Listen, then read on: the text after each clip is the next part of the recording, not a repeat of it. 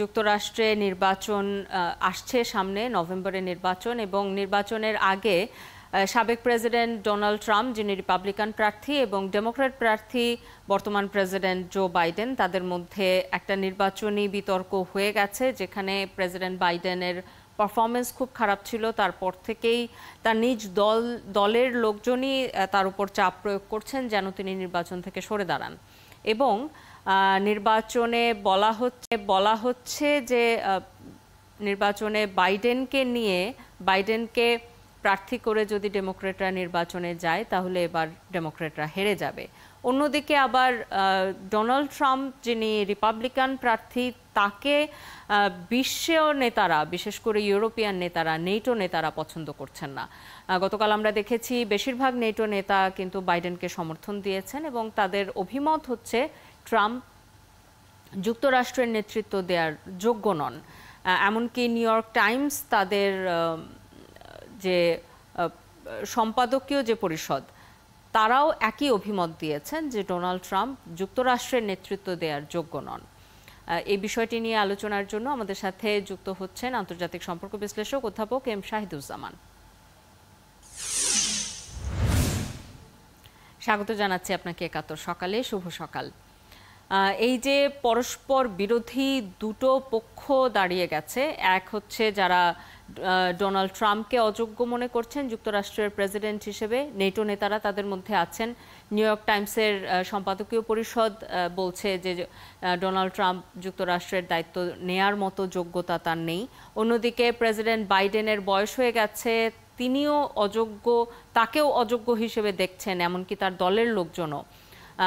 Democrat দলের প্রধান অর্থ সংগ্রাহক জর্জ ক্লুনি, তিনি বলেছেন বাইডেনকে নির্বাচন থেকে সরে দাঁড়াতে। এই বিষয়টিকে আপনি কিভাবে দেখছেন? আসলে দুজনের মধ্যে কাকে বেশি যোগ্য আপনি মনে করছেন? এটা নির্ভর করছে অনেক জটিল সমীকরণের উপর। বিষয়টা অনেক গভীরে চলে গিয়েছে। তিনটা অংশ খুব প্রাসঙ্গিক। একটা হচ্ছে ফান্ড রেজার্স, যারা টাকা দিচ্ছে ক্যাম্পেইনটা চালিয়ে যাওয়ার জন্য।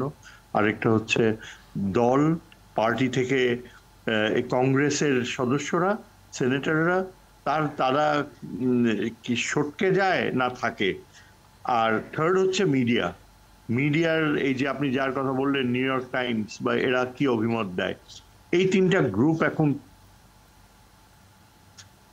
আমরা যত সহজে করে যাওয়া উচিত তার এখন আর এই বয়সে সম্ভব না।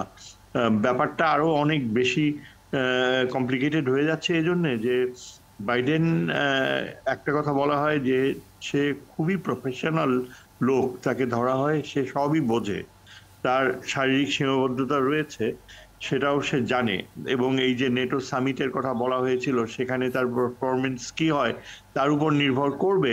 সেখানে সে ওই ইয়েকে জেলেনস্কি বলতে যে পুটিনের নাম বলে ফেলছে, এরকম কয়েকটা স্লিপস হয়েছে। কিন্তু আসল কথা হচ্ছে যে বাইডেন যে নেটোতে প্রায় $60 বিলিয়ন আমেরিকার কমিটমেন্ট প্রমিস করতে, এটাই একেবারে টার্নিং পয়েন্ট বলা যায়, খুব গুরুত্বপূর্ণ। কেননা আমেরিকায় এই $60 বিলিয়ন যে ভাগাভাগি হবে, যুদ্ধাস্ত্রের জন্য ক্রয় করা হবে, সেটা আমেরিকান ইকোনমিকে অনেক বেশি একটা বুস্ট দেবে।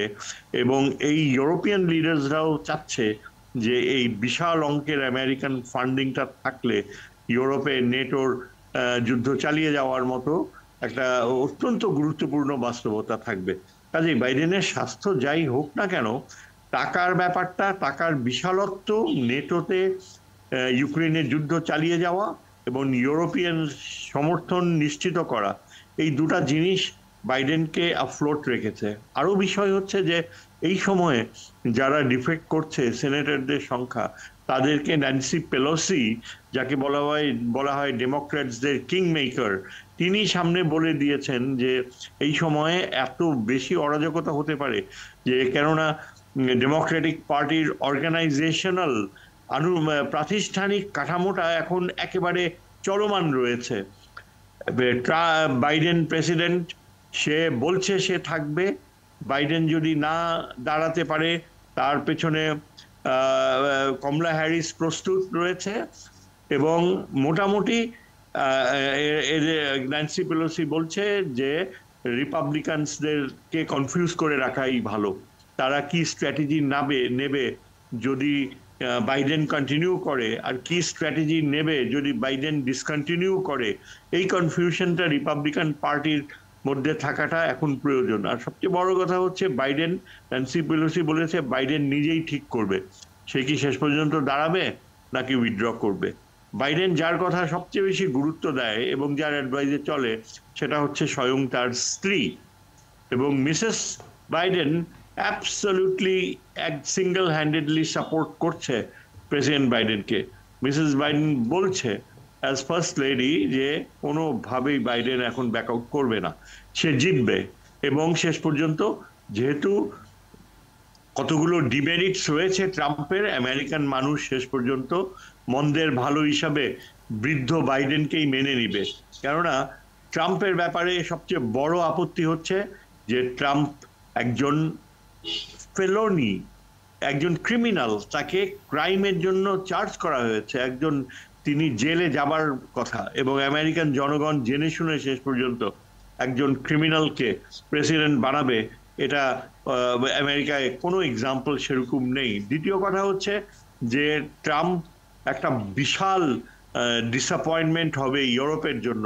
আমেরিকার মিত্র দেশগুলো অত্যন্ত সন্ত্রস্ত যে ট্রাম্প যদি প্রেসিডেন্ট হয় সে নেটোকে একেবারে অকার্যকর করে দেবে এবং ইউক্রেনের যুদ্ধ থামিয়ে দেবে। এবং ট্রাম্প যদি এই অবস্থায় সত্যি সত্যি ইলেক্টেড হয়, নেটো ও ইউরোপিয়ান যারা অ্যালাইজ রয়েছে তাদের সাথে আমেরিকার একটা বিশাল ভাঙন ধরে যাবে। এটা আমেরিকার গ্লোবাল নেতৃত্বকে পরাভূত করবে। তাছাড়া যেহেতু $60 বিলিয়ন বাইডেন কমিট করে আসছে, সেটা এখন আমেরিকার মাল্টিন্যাশনাল কোম্পানিজগুলো, হোয়াইট হাউস এবং কংগ্রেশনাল যারা আর্মড ফোর্সেসের সামর্থ্যকে সমর্থন দেয়, তারা চায় যে বাইডেন যদি দাঁড়ায় এবং শেষ পর্যন্ত ইলেক্টেড হয় তাহলে আমেরিকার তার মিত্রতা এবং নেতৃত্ব দুটাই নিশ্চিত থাকবে। এবং অতীতেও ট্রাম্প আমলের ইতিহাসেও আছে, আমরা দেখেছি যেটি যে ইউরোপের সঙ্গে বিশেষ করে নেটোর সঙ্গে ট্রাম্প ক্ষমতায় থাকলে দূরত্ব বেড়ে যায় যুক্তরাষ্ট্রে, সেটি নিশ্চয়ই ইউরোপিয়ান নেতারা চাইবেন না। আপনাকে অসংখ্য ধন্যবাদ আমাদের সাথে যুক্ত হবার জন্য। আমাদের সাথে আন্তর্জাতিক সম্পর্ক বিশ্লেষক অধ্যাপক এম শাহিদুজ্জামান যুক্ত হয়েছিলেন।